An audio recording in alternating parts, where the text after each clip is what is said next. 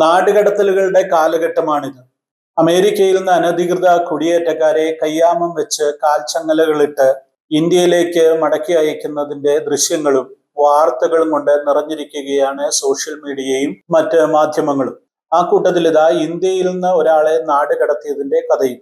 ആസാമിൽ മിഷണറി പ്രവർത്തനങ്ങൾ നടത്തുകയും അവിടെ താമസിക്കുകയും ചെയ്തുകൊണ്ടിരുന്ന കനേഡിയൻ പൗരനെയാണ് കഴിഞ്ഞ ദിവസം ഇന്ത്യയിൽ നിന്ന് കാനഡയിലേക്ക് നാട് കടത്തിയത്. വടക്കു കിഴക്കൻ സംസ്ഥാനമായ ആസാമിലെ ജോർഖാട്ട് പട്ടണത്തിൽ താമസിച്ചുകൊണ്ട് സുവിശേഷ പ്രവർത്തനങ്ങളിൽ ഏർപ്പെട്ടുകൊണ്ടിരുന്ന ബ്രാൻഡൻ ജോയൽ ഡെവാൾട്ട് എന്ന കനേഡിയൻ പൗരനെയാണ് ഇന്ത്യയിൽ നിന്ന് നാട് കടത്തിയത്. അദ്ദേഹം ടൂറിസ്റ്റ് വിസയിൽ ഇന്ത്യയിലെത്തുകയും അനുവദനീയമായതിലും കൂടുതൽ സമയം ഇന്ത്യയിൽ താമസിക്കുകയും ചെയ്തു എന്നുള്ളതാണ് അദ്ദേഹത്തിനെതിരെയുള്ള കുറ്റം. കൂടാതെ അനുവാദമില്ലാതെ സുവിശേഷ പ്രവർത്തനങ്ങളിൽ ഏർപ്പെട്ടു എന്നുള്ളതും അദ്ദേഹത്തിന് മേൽ ചുമത്തപ്പെട്ടിരിക്കുന്ന കുറ്റമാണ്. 2021 മുതൽ ആസാമിലെ ജോർഹട്ടിൽ താമസിക്കുന്ന ബ്രാൻഡന്റെ വിസ കാലാവധി 2025 ജനുവരി 7-ാം തീയതി അവസാനിച്ചുവെന്നാണ് പോലീസ് പറയുന്നത്. ഒരു ടൂറിസ്റ്റായി ഇന്ത്യയിലെത്തിയ ബ്രാൻഡൻ സുവിശേഷ പ്രവർത്തനം നടത്തുവാൻ അനുവാദമില്ലാതിരിക്കെ കഴിഞ്ഞ 4 വർഷങ്ങളായി ജോർഹട്ടിൽ താമസിക്കുകയും അവിടെയുള്ള ഗ്രേസ് ചർച്ചിൽ സ്ഥിരമായി പ്രസംഗിക്കുകയും ചെയ്തുകൊണ്ടിരുന്നു എന്നാണ് ജോർഹട്ട് പോലീസ് സൂപ്രണ്ടായ ശ്വേതൻ മിശ്ര മാധ്യമങ്ങളോട് പറഞ്ഞത്. ജോർഹാട്ടിലെ ബോർബെറ്റയിൽ റെയിൽവേ റോഡിലുള്ള ഗ്രേസ് ചർച്ചുമായി ബന്ധപ്പെട്ടാണ് ഇദ്ദേഹം പ്രവർത്തിച്ചുകൊണ്ടിരുന്നത്. മാത്രമല്ല, ഈ സഭയുടെ യൂട്യൂബ് ചാനലുകളിലും ഇദ്ദേഹത്തിന്റെ സന്ദേശങ്ങൾ ഉണ്ട് എന്ന് പോലീസ് പറയുന്നു. എന്നാൽ വിസ കാലാവധി അവസാനിക്കുന്നതിന് മുൻപ് തന്നെ വിസ പുതുക്കുന്നതിന് വേണ്ടി അപേക്ഷ നൽകിയിരുന്നെന്നും അങ്ങനെയാണ് കഴിഞ്ഞ 4 വർഷങ്ങൾ അദ്ദേഹം ഇന്ത്യയിൽ താമസിച്ചിരുന്നതെന്നും എന്നാൽ ഈ അവസാന ഘട്ടത്തിൽ വിസ പുതുക്കുന്നതിന് വേണ്ടി അപേക്ഷ സമർപ്പിച്ചിട്ട് അധികൃതർ അത് മനഃപൂർവ്വം വൈകിപ്പിക്കുകയും കാലാവധി അവസാനിച്ചപ്പോൾ അദ്ദേഹത്തെ ഇന്ത്യയിൽ നിന്ന് പുറത്താക്കിയുമായിരുന്നുവെന്നാണ് സഭയുമായി ബന്ധപ്പെട്ട വൃത്തങ്ങൾ പറയുന്നത്. എൻട്രി പെർമിറ്റിന്റെ കാലാവധി അവസാനിച്ച ഉടനെ തന്നെ കൽക്കട്ടയിലെ ഫോറിനേഴ്സ് രജിസ്ട്രേഷൻ ഡിപ്പാർട്ട്മെന്റിന്റെ ഓഫീസിൽ നിന്ന് രാജ്യം വിട്ടുപോകുവാനുള്ള ഉത്തരവ് പുറപ്പെടുവിക്കുകയായിരുന്നു. തുടർന്ന് ആസാമിലെ പോലീസ് ഉദ്യോഗസ്ഥർ അദ്ദേഹത്തെ കസ്റ്റഡിയിലെടുക്കുകയും കൽക്കട്ട വിമാനത്താവളത്തിൽ കൊണ്ടുവന്ന് ഡൽഹിയിലേക്കും അവിടെ നിന്ന് ടൊറോണ്ടോയിലേക്കും കയറ്റി അയക്കുകയായിരുന്നു. ടൂറിസ്റ്റ് വിസയിൽ ഇന്ത്യയിലെത്തുന്ന വിദേശികൾ മതപ്രവർത്തനങ്ങളിൽ ഏർപ്പെടുവാൻ പാടില്ല എന്നുള്ളതാണ് രാജ്യത്തെ നിയമം.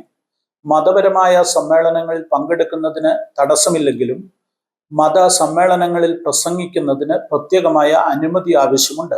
അതിന് കോൺഫറൻസ് വിസ രാജ്യം അനുവദിക്കാറുണ്ട്. എന്നാൽ കഴിഞ്ഞ ദീർഘനാളുകളായി രാജ്യത്തേക്ക് വിദേശത്തു നിന്നുള്ള സുവിശേഷ പ്രവർത്തകർക്ക് കോൺഫറൻസ് വിസകൾ നൽകാറില്ല. അതിനൊരു അപവാദമായി നമുക്ക് പറയുവാൻ സാധിക്കുന്നത് സമീപകാലത്ത് സൗത്ത് കൊറിയയിൽ നിന്ന് കേരളത്തിൽ കോട്ടയത്ത് നടന്ന സെലിബ്രേഷൻ ഓഫ് ഹോപ്പിന്റെ സമ്മേളനത്തിൽ പങ്കെടുക്കുന്നതിന് വേണ്ടി കൊറിയയിലെ യോയിഡോ ഫുൾ ഗോസ്പൽ ചർച്ചിന്റെ സീനിയർ പാസ്റ്റർ ആയിരിക്കുന്ന ഡോക്ടർ ലീക്കും അദ്ദേഹത്തിന്റെ സംഘത്തിനും വിസ കൊടുത്തതാണ്.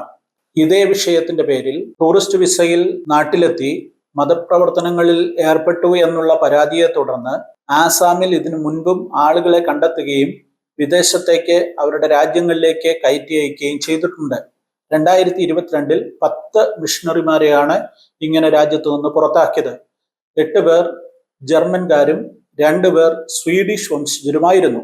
മുഖ്യമന്ത്രി ഹേമന്ത് ബിശ്വ ശർമ്മയുടെ നേതൃത്വത്തിലുള്ള BJP ഗവൺമെന്റ് ആസാമിൽ ഭരണം ഏറ്റെടുത്തതിനു ശേഷം നിരവധി ക്രിസ്തീയ പീഡന വാർത്തകളാണ് സംസ്ഥാനത്തു നിന്ന് പുറത്തേക്ക് വരുന്നത്.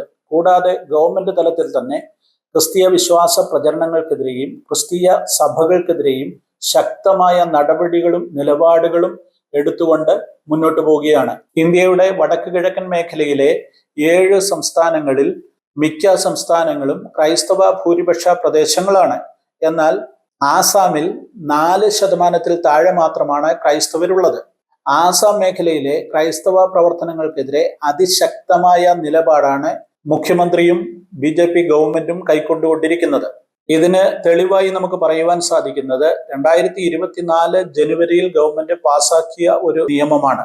മാജിക്കൽ ഹീലിംഗ് പ്രിവെൻഷൻ ആക്ട് എന്ന പേരിൽ കൊണ്ടുവന്നിരിക്കുന്ന പ്രാർത്ഥനയിലൂടെ രോഗസൗഖ്യം നേടുന്നതിന് എതിരായിട്ടുള്ള ഒരു നിയമം അതിശക്തമായി സംസ്ഥാനത്ത് നടപ്പാക്കിക്കൊണ്ടിരിക്കുന്നു. ഇന്ത്യയിൽ ഏതെങ്കിലും ഒരു സംസ്ഥാനത്ത് രോഗസൗഖ്യത്തിന് വേണ്ടി പ്രാർത്ഥിക്കുന്നത് തടഞ്ഞുകൊണ്ടുള്ള നിയമം പാസാക്കിയിരിക്കുന്ന ഏക സംസ്ഥാനമാണ് ആസാം. ഈ നിയമമനുസരിച്ച് ചിലരെ അറസ്റ്റ് ചെയ്തിരുന്നു. എന്നാൽ കോടതികൾ അവർക്ക് ജാമ്യം അനുവദിക്കുകയായിരുന്നു. കൂടാതെ സ്കൂളുകളിലും മറ്റും സ്ഥാപിച്ചിരിക്കുന്ന, പ്രത്യേകിച്ച് ക്രൈസ്തവ സ്ഥാപനങ്ങളിൽ സ്ഥാപിച്ചിരിക്കുന്ന യേശുക്രിസ്തുവിന്റെ ചിത്രങ്ങൾ അല്ലെങ്കിൽ ക്രിസ്തീയ ചിഹ്നങ്ങൾ ഒക്കെ ആ സ്ഥാനത്ത് നിന്ന് മാറ്റണമെന്ന് ആവശ്യപ്പെട്ടുകൊണ്ട് വലിയൊരു മൂവും ആസാമിലുടനീളം നടന്നു വരുന്നു.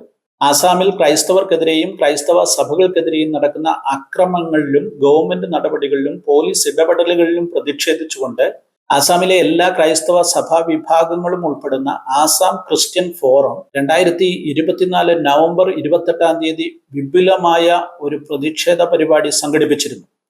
ആ പരിപാടിക്ക് നേതൃത്വം കൊടുത്തത് കത്തോലിക്ക സഭയുടെ ഗോഹട്ടി രൂപതയുടെ ആർച്ച് ബിഷപ്പും മലയാളിയുമായ ബിഷപ്പ് ജോൺ മൂലച്ചിറയാണ്.